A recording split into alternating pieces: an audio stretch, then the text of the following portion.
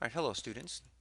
In this video, we're going to play around with some of these position vectors. I'm going to show you an identity. I don't want to write the identity down and overwhelm you right yet. I'll tell you the problem we're going to solve in a moment. Um, Really, the point is to start getting you used to this notation.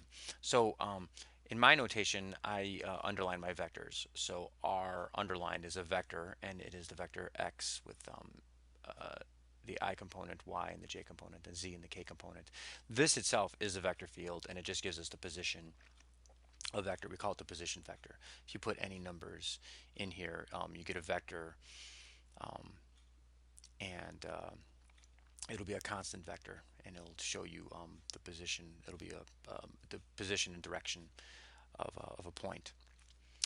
Now, if you take the norm of this vector r, or magnitude, if you will, recall that is just going to be bold r dot bold r, and you take the square root of that. So that's just a Pythagorean theorem. And another notation you'll see is you'll see that written as r without an underline. Okay, so that is a scalar quantity that just gives you a number. Okay, and then if you see r bar hat, that is the unit vector version of this. And so that is r bold r divided by the magnitude of itself. You could also write it as bold r divided by plain r if you'd like. Okay, now those are just definitions. You'll see them quite often in vector analysis. Okay, so what I'm going to show here is that if you take bold r dotted with bold r hat, that you just get the magnitude of r, which once again, that is r without an underline, and that is this quantity here. Let me fill that in now. So here's a bold r dotted with the unit vector version of it. And you can already see what's going to happen on the top here. We're going to take the dot product of these two components. This is just a scalar. That's just a number. So here's how this is going to work. Okay, so that implies that. So this quantity, or this if you will, is equal to, now if I take a dot product, I just take the first component multiplied by the second component, plus the second component multiplied with the second component, plus the third component multiplied by the third component. I add them together.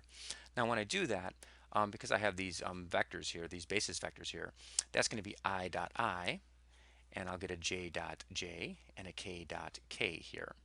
And then recall that this magnitude here, we denote that with r, not underlined, so it's not bold r.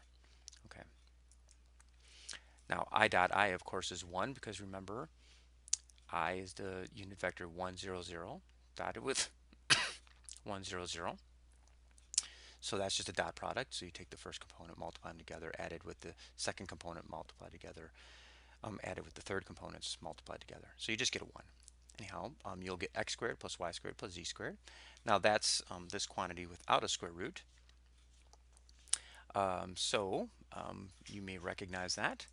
And this here is this thing squared. You just square the plain scalar version of r.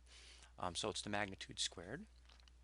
And then you just do a little cancellation, r squared divided by r. These are just numbers now, and you just get r. And that is what we wanted to verify.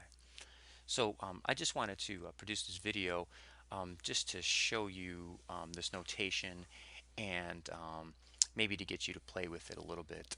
So maybe a good idea right now is for you to just try to reproduce this result. All right, good luck.